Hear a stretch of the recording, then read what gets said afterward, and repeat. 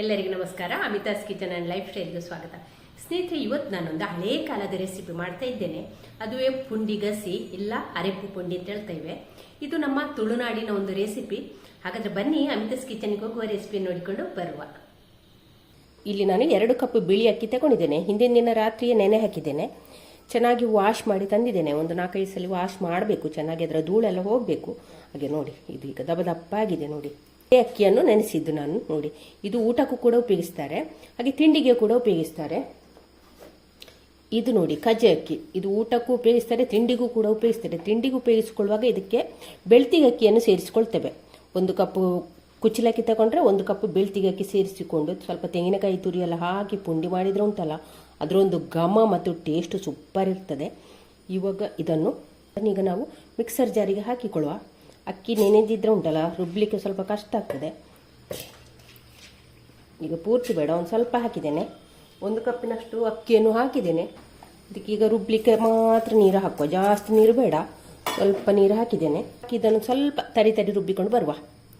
ಇವಾಗ ನೋಡಿ ಅಕ್ಕಿ ರುಬ್ಬಿಕೊಂಡಾಯಿತು. ಇದನ್ನೀಗ ಒಂದು ಬಾಣಲಿಗೆ ಹಾಕಿಕೊಳ್ಳುವ. ಇಲ್ಲಿ ಬಾಣಲಿಗೆ ನಾನು ತೆಂಗಿನ ಎಣ್ಣೆಯನ್ನು ಹಾಕಿದ್ದೇನೆ. ನೋಡು, ಸ್ವಲ್ಪ ಎಣ್ಣೆಯನ್ನು ಹಾಕಿಕೊಳ್ಳಿ ಆಯಿತಾ. ತೆಂಗಿನ ಎಣ್ಣೆ ಹಾಕಿದರೆ ಒಳ್ಳೆಯದಾಗ್ತದೆ. ಇದನ್ನು ಈಗ ಇದಕ್ಕೆ ಹಾಕಿಕೊಳ್ಳುವ ಬಾಣಲೆಗೆ. ಹಿಟ್ಟು ನೋಡಿ ಗಟ್ಟಿಯ ರುಬ್ಬಿದ್ದೇನೆ ನಾನು. ನೋಡಿ ಈ ರೀತಿ ರುಬ್ಬಿಕೊಳ್ಬೇಕು. ಕುಚ್ಚಲಕ್ಕಿ ಮತ್ತು ಬೆಳ್ತಿಗೆ ಅಕ್ಕಿ ಹಾಕಿದ್ರೆ ಉಂಟಲ್ಲ, ಹೀಗೆ ಗಟ್ಟಿಗೆ ರುಬ್ಬಿಕೊಳ್ಬೇಕು ನೀವು. ಬೆಳ್ತಿಗೆ ಅಕ್ಕಿ ಮಾತ್ರ ಆದರೆ ಒಂದು ಸ್ವಲ್ಪ ತೆಳ್ಳಗೆ ಮಾಡಿಕೊಂಡ್ರೆ ಆಯಿತು. ನೀರು ದೋಸೆಗಿಂತ ಒಂದು ಸ್ವಲ್ಪ ದಪ್ಪನೆ ಇಟ್ಟುಕೊಂಡು ರುಬ್ಬಿಕೊಂಡ್ರೆ ಆಯಿತು. ನೋಡಿ ಇವಾಗ ಇದನ್ನೆಲ್ಲ ಹಾಕಿಕೊಳ್ಳುವ. ಈಗ ಇಲ್ಲಿ ಉಳಿದಕ್ಕಿಯನ್ನು ಕೂಡ ಮಿಕ್ಸರ್ ಜಾರಿಗೆ ಹಾಕಿಕೊಳ್ತಾ ಇದ್ದೇನೆ. ಅಕ್ಕಿಯನ್ನೆಲ್ಲ ಹಾಕಿಕೊಂಡಾಯಿತು. ಇವಾಗ ಇದಕ್ಕೆ ತೆಂಗಿನಕಾಯಿ ತುರಿಯನ್ನು ಕೂಡ ಹಾಕಿಕೊಳ್ಳುವ. ಜೊತೆಯಲ್ಲಿ ಉಪ್ಪನ್ನು ಕೂಡ ಸೇರಿಸ್ತಾ ಇದ್ದೇನೆ, ಕಲ್ಲು ಉಪ್ಪು. ತೆಂಗಿನಕಾಯಿ ತುರಿ ಇಷ್ಟೇ ಬೇಕು ಅಂತ ಏನಿಲ್ಲ, ಹೆಚ್ಚು ಕಡಿಮೆ ಮಾಡಿಕೊಳ್ಬೋದು. ಇವಾಗ ನೀರು ಹಾಕುವ. ಇದನ್ನು ಕೂಡ ಹಾಗೆ ಗಟ್ಟಿಗೆ ತರಿಯಾಗಿ ರುಬ್ಬಿಕೊಂಡು ಬರುವ. ಇವಾಗ ಇಲ್ಲಿ 2ನೇ ಸಲ ರುಬ್ಬಿದ ಅಕ್ಕಿಯನ್ನು ಕೂಡ ಇದಕ್ಕೆ ಹಾಕಿಕೊಳ್ಳುವ. ಇವಾಗ ಇದನ್ನು ಚೆನ್ನಾಗಿ ಮಿಕ್ಸ್ ಮಾಡುವ. ನೋಡಿ, ಅಕ್ಕಿ ರುಬ್ಬುವಾಗ ನಯ ರುಬ್ಲಿಕ್ಕಿಲ್ಲ, ತರಿ ಬೇಕು. ಕುಚ್ಚಲಕ್ಕಿ ತಗೊಂಡ ಕಾರಣ ಹಿಟ್ಟನ್ನು ಇಷ್ಟು ಗಟ್ಟಿ ಮಾಡಿದ್ದೇನೆ. ಬೆಳ್ತಿಗಕ್ಕಿ ಮತ್ತು ಕುಚ್ಚಲಕ್ಕಿ ಸೇರಿಸಿ ಕೂಡ ರುಬ್ಬಿದ್ರೆ ಈ ರೀತಿ ಮಾಡಿಕೊಳ್ಬೋದು. ಬರೀ ಬೆಳ್ತಿಗಕ್ಕಿ ಮಾತ್ರ ರುಬ್ಬಿದ್ರೆ ಉಂಟಲ್ಲ, ಹಿಟ್ಟನ್ನು ತೆಳ್ಳಗೆ ಮಾಡಿಕೊಳ್ಬೇಕು. ಇವಾಗ ಇದನ್ನು ನಾವು ಸ್ಟವ್ ಮೇಲೆ ಇಡುವ. ನೋಡಿ, ಸ್ಟವ್ ಮೇಲೆ ಇಟ್ಟಿದ್ದೇನೆ. ಇನ್ನು ಇದನ್ನು ಮಾಡಿಸಿಕೊಳ್ಳ. ಈ ಥರದ ರೆಸಿಪಿ ಎಲ್ಲ ನಿಮಗೆ ಉಂಟಲ್ಲ, ಮಂಗಳೂರಲ್ಲಿ ಮಾತ್ರ ಸಿಗ್ತದೆ. ಮಂಗಳೂರು ಸೈಡು, ಮಂಗಳೂರು, ಉಡುಪಿ, ನಮ್ಮ ದಕ್ಷಿಣ ಕನ್ನಡದ ಕೆಲವೊಂದು ಹೋಟೆಲ್ಗಳಲ್ಲಿ ಸಹ ಸಿಗ್ತದೆ. ಹೆಚ್ಚಿನವರ ಮನೆಯಲ್ಲೆಲ್ಲ ಇದು ಮಾಡ್ತಾರೆ. ದಕ್ಷಿಣ ಕನ್ನಡದವರಿಗೆ ದಕ್ಷಿಣ ಕನ್ನಡದವರಿಗೆ ಉಂಟಲ್ಲ, ಈ ಅರೆಪ್ಪು ಪುಂಡಿ ಗಸಿ ಅಂತ ಹೇಳಿದರೆ ಗೊತ್ತಾಗ್ತದೆ. ಹಾಗೆ ಬೆಂಗಳೂರು ಮೈಸೂರಿನವ್ರಿಗೆ ಗೊತ್ತಾಗೋದಿಲ್ಲ. ಹಾಗೆ ನಾನು ನಿಮಗೂ ಇದನ್ನು ತೋರಿಸ್ತಿದ್ದೇನೆ ಆಯಿತಾ. ಎಲ್ಲರಿಗೂ ಕೂಡ ನೀವು ಕೂಡ ಒಂದ್ಸಲ ಟ್ರೈ ಮಾಡಿ, ತುಂಬ ಒಳ್ಳೆಯದಾಗ್ತದೆ. ಯಾವಾಗಲೂ ಒಂದೇ ಥರದ ರೆಸಿಪಿ ತಿಂದು ಬೋರ್ ಅನಿಸುವಾಗ ಉಂಟಲ್ಲ, ಇದನ್ನು ಒಂದ್ಸಲ ಟ್ರೈ ಮಾಡಿ ಆಯಿತಾ. ಈಗ ನೋಡಿ ಗಟ್ಟಿ ಕೂಡ ಆಯಿತು. ಇಲ್ಲಿ ಬಾಣಲಿ ಬಿಸಿ ಆದಾಗೆ ಉಂಟಲ್ಲ, ಇದು ಗಟ್ಟಿ ಕೂಡ ಆಗ್ತದೆ. ನೋಡಿ ಎಷ್ಟು ಸುಲಭ ಆಯಿತು ಕೂಡ. ನೋಡಿ ಕೈಗೆ ಕೂಡ ಅಂಟುವುದಿಲ್ಲ. ನೋಡಿ ಇಷ್ಟಾದರೆ ಸಾಕು, ತುಂಬ ಗಟ್ಟಿ ಮಾಡಲಿಕ್ಕಿಲ್ಲ. ನಾನು ಸ್ಟವ್ ಆಫ್ ಮಾಡ್ತಾ ಇದ್ದೇನೆ. ಇವಾಗ ಇದನ್ನು ಇನ್ನೂ ಸ್ವಲ್ಪ ತಣ್ಣಗಾಗಲಿಕ್ಕೆ ಬಿಡುವ. ನೋಡಿ ಇವಾಗ ನೋಡಿ ಈ ರೀತಿ ಗಟ್ಟಿಗೆ ಕಲಸಿಕೊಂಡಿದ್ದೇನೆ. ನೋಡಿ ಅಂದಾಜಾಗ್ತದಲ್ಲ ನಿಮಗೆ. ಇನ್ನು ಇದರಿಂದ ಸಣ್ಣ ಸಣ್ಣ ಉಂಡೆ ಮಾಡುವ. ನೋಡಿ ಈ ರೀತಿ ಸಣ್ಣ ಸಣ್ಣ ಉಂಡೆ ಮಾಡಿಕೊಳ್ಳುವ, ಕೈಗೆ ಅಂಟುವುದಿಲ್ಲ. ಈಗ ನೋಡಿ, ಶೇಪ್ ಏನು ಬೇಕು ಅಂತಿಲ್ಲ, ಹೇಗೆ ಕೂಡ ಮಾಡಿ ಹಾಕ್ಬೋದು. ನೋಡಿ ಹೀಗೆ ಮಾಡಿ ಹಾಕಿದರೆ ಆಯ್ತು. ಎಲ್ಲ ಸಣ್ಣ ಸಣ್ಣ ಉಂಡೆ ಮಾಡಿ ಹಾಕಿಕೊಳ್ಳ ಫಸ್ಟಿಗೆ.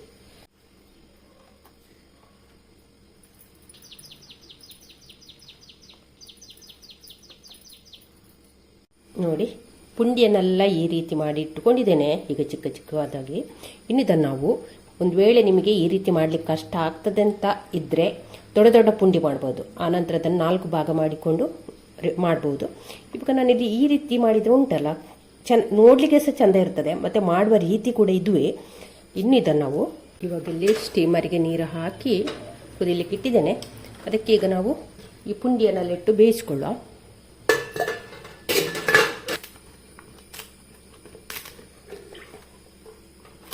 ಇವಾಗ ಇದಕ್ಕೆ ಈ ಪುಂಡಿಯನ್ನೆಲ್ಲ ಹಾಕಿಕೊಳ್ಳುವ.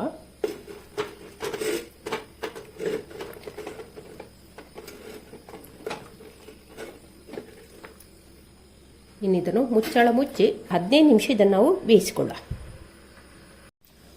ಪುಂಡಿ ಬೇಯುವಷ್ಟೊತ್ತಿಗೆ ಅರೆಪ್ಪಿಗೆ ಒಂದು ಮಸಾಲೆಯನ್ನು ರೆಡಿ ಮಾಡುವ. ಇಲ್ಲಿ ತವವನ್ನು ಸ್ಟವ್ ಮೇಲೆ ಇಟ್ಟಿದ್ದೇನೆ. 1 ಟೀ ಸ್ಪೂನ್ ಅಷ್ಟು ಕೊಬ್ಬರಿ ಎಣ್ಣೆಯನ್ನು ಕೂಡ ಹಾಕಿದ್ದೇನೆ. ಅದಕ್ಕೆ ಈಗ ಒಂದು 5 ಬ್ಯಾಡಗಿ ಮೆಣಸನ್ನು ಹಾಕ್ತಾ ಇದ್ದೇನೆ. ಇಲ್ಲಿ ಮೆಣಸು ಜಾಸ್ತಿ ಹಾಕಿಕೊಳ್ಳೋದು ಬೇಡ, ಖಾರ ಜಾಸ್ತಿ ಮಾಡಲಿಕ್ಕಿಲ್ಲ ಇದನ್ನು. ಇದ್ರ ಜೊತೆಲಿ ಬೇವು ಸೊಪ್ಪನ್ನು ಕೂಡ ಹಾಕಿಕೊಳ್ಳುವ.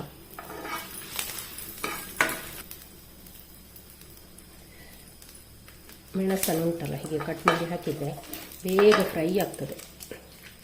ಇವಾಗ ಇಲ್ಲಿ ಇದಕ್ಕೆ ನಾನು ತೆಂಗಿನಕಾಯಿ ತುರಿಯನ್ನು ಹಾಕ್ತಾ ಇದ್ದೇನೆ. ಇದನ್ನು ಕೂಡ ಒಂದು ಸ್ವಲ್ಪ ಬೆಚ್ಚಗೆ ಮಾಡಿದರೆ ಸಾಕು, ಕೆಂಪಗೆ ಹುರಿಬೇಕು ಅಂತೇನಿಲ್ಲ, ಸ್ವಲ್ಪ ಪರಿಮಳ ಬರೋ ತನಕ ಫ್ರೈ ಮಾಡುವ.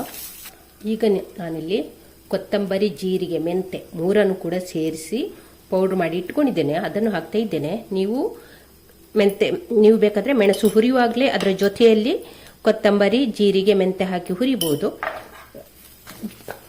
ಚಿಟಿಕೆ ಅರಶಿನವನ್ನು ಕೂಡ ಹಾಕಿಕೊಳ್ಳುವ. ಈಗ ಇಲ್ಲಿ ನಾನು ಸ್ಟವ್ ಆಫ್ ಮಾಡ್ತಾ ಇದ್ದೇನೆ. ಇನ್ನು ಇದನ್ನು ಪೂರ್ತಿ ತಣ್ಣಗಾಗಲಿಕ್ಕೆ ಬಿಡುವ. ಈಗ ಒಂದು ತುಂಡು ಹುಳಿಯನ್ನು ಕೂಡ ಹಾಕ್ತಾ ಇದ್ದೇನೆ, ಹುಳಿ ಕಡಿಮೆ ಹಾಕಿ. ಮಸಾಲೆ ಇಲ್ಲಿ ಪೂರ್ತಿ ತಣ್ಣಗಾಗಿದೆ. ಇವಾಗ ಇದನ್ನು ನಾವು ಮಿಕ್ಸರ್ ಜಾರಿಗೆ ಹಾಕಿಕೊಳ್ಳುವ. ಇಲ್ಲಿ ನೋಡಿ ಮಸಾಲೆಯನ್ನು ನಯವಾಗಿ ರುಬ್ಬಿಕೊಂಡಾಯಿತು. ಈ ಮಸಾಲೆಯನ್ನೇ ತುಳುವಿನಲ್ಲಿ ಅರೆಪ್ಪು ಅಂತ ಹೇಳೋದು. ಅರೆಪ್ಪು ಅಂತ ಹೇಳಿದರೆ ತುಳುವಿನ ಪದ ನೋಡಿ. ಇನ್ನಿದನ್ನು ನಾವು ಇವಾಗ ನಾವಿಲ್ಲಿ ಪುಂಡಿ ಬೇಯಿಸೋದೊಂದು 20 ನಿಮಿಷವೇ ಆಯಿತು. ಸ್ಟವ್ ಆಫ್ ಮಾಡ್ತೇನೆ, ಬೆಂದಿರ್ಬೋದು 20 ನಿಮಿಷ, 15 ನಿಮಿಷದಲ್ಲಿ ಬೇಯ್ತದೆ.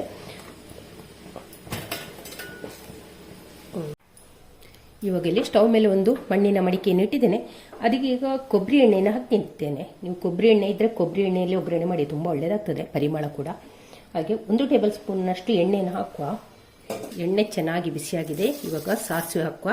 ಸಾಸಿವೆ ಚಟಪಟ ಅಂತ ಹೇಳಿ. ಇವಾಗ ಇಲ್ಲಿ 1 ಒಣಮೆಣಸನ್ನು ಕಟ್ ಮಾಡಿ ಹಾಕ್ತಾ ಇದ್ದೇನೆ. ಒಣಮೆಣಸು ಇಲ್ಲಿ ಒಗ್ಗರಣೆಗೆ ಹಾಕಲೇಬೇಕು. ಬೇವು ಸೊಪ್ಪು ಕೂಡ ಹಾಕಿಕೊಳ್ಳೋಣ. ಇಲ್ಲಿ ಮುಖ್ಯವಾಗಿ ಏನಂದರೆ ಈರುಳ್ಳಿ. ನಾನಿಲ್ಲಿ 1 ಈರುಳ್ಳಿ ತಗೊಂಡಿದ್ದೇನೆ. ಹೀಗೆ ನೋಡಿ ಉದ್ದುದ್ದಕ್ಕೆ ಹೀಗೆ ಸ್ಲೈಸ್, ಹೀಗೆ ಉದ್ದುದ್ದಕ್ಕೆ ಹೀಗೆ ತೆಳ್ಳಗೆ ತೆಳ್ಳಗೆ ಕಟ್ ಮಾಡಿಕೊಂಡಿದ್ದೇನೆ. ಕಟ್ ಮಾಡುವ ರೀತಿ ಹೀಗೆ ಇರಬೇಕು, ಉದ್ದುದ್ದವೇ ಇರಬೇಕು ನೋಡಿ. ಈ ರೀತಿ 1 ಈರುಳ್ಳಿ ಕೂಡ ಇಲ್ಲಿ ಜಾಸ್ತಿ ಬೇಕು. ಹಾಗೆ ಇವಾಗ ಇದನ್ನು ಕೂಡ ಹಾಕುವ. ಈರುಳ್ಳಿ ಇಲ್ಲಿ ಒಂದು ಸ್ವಲ್ಪ ಕೆಂಪಗಾದರೆ ಸಾಕು, ಜಾಸ್ತಿ ಕೆಂಪಗಾಗಬೇಕು ಅಂತೇನಿಲ್ಲ. ಇದನ್ನು ಕೂಡ ಫ್ರೈ ಮಾಡುವ. ಈಗ ಉದ್ದಿನಬೇಳೆ ಕೂಡ ಹಾಕ್ತಾ ಇದ್ದೇನೆ. ಈರುಳ್ಳಿ ಹಾಕಲಿಕ್ಕೆ ಮೊದಲೇ ಉದ್ದಿನಬೇಳೆ ಹಾಕಬೇಕಿತ್ತು, ನನಗೆ ಬಿಟ್ಟೋಯ್ತು. ಈರುಳ್ಳಿ ಹಾಕಲಿಕ್ಕೆ ಮೊದಲೇ ಉದ್ದಿನಬೇಳೆಯನ್ನು ಹಾಕಿ ಫ್ರೈ ಮಾಡಿದರೆ ಆಯಿತು. ಒಂದು ಸ್ವಲ್ಪ ಕೆಂಪಗಾದ ನಂತರ ಈರುಳ್ಳಿಯನ್ನು ಹಾಕಿಕೊಂಡ್ರೆ ಆಯಿತು. ಇಲ್ಲಿ ನೋಡಿ ಈರುಳ್ಳಿ ಒಂದು ಸ್ವಲ್ಪ ಕೆಂಪಗಾಗಿದೆ. ಇಷ್ಟಾದರೆ ಸಾಕು, ಪೂರ್ತಿ ಕೆಂಪಗಾಗಬೇಕು ಅಂತಿಲ್ಲ, ಒಂದು ಸ್ವಲ್ಪ ಕೆಂಪಗಾದರೆ ಸಾಕು. ಇವಾಗ ನಾವು ರುಬ್ಬಿಟ್ಟಂಥ ಅರೇಪನ್ನು ಹಾಕುವ. ಮಸಾಲೆಯನ್ನು ಇದಕ್ಕೆ ಸೇರಿಸಿಕೊಳ್ಳುವ. 1 ನಿಮಿಷ ನಾವು ಒಗ್ಗರಣೆಯಲ್ಲಿ ಈ ಗಟ್ಟಿ ಮಸಾಲೆಯನ್ನು ಫ್ರೈ ಮಾಡುವ. ಇವಾಗ 1 ನಿಮಿಷ ನಂತರ ನಾನು ಮಿಕ್ಸರ್ ಜಾರ್ ತೊಳೆದಂಥ ನೀರನ್ನು ಇದಕ್ಕೆ ಸೇರಿಸ್ತಿದ್ದೇನೆ. ಜಾಸ್ತಿ ನೀರು ಸೇರಿಸಲಿಕ್ಕಿಲ್ಲ, ತುಂಬ ತೆಳ್ಳಗೆ ಮಾಡಲಿಕ್ಕಿಲ್ಲ ಇದು.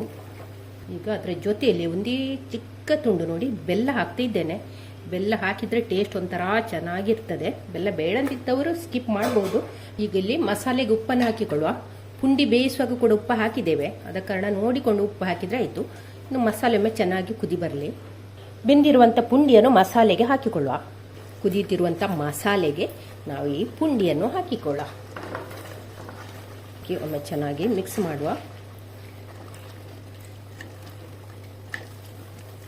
ಇದನ್ನೆಲ್ಲ ಹೀಗೆ ಲೆವೆಲ್ ಮಾಡಿಕೊಳ್ಳುವ.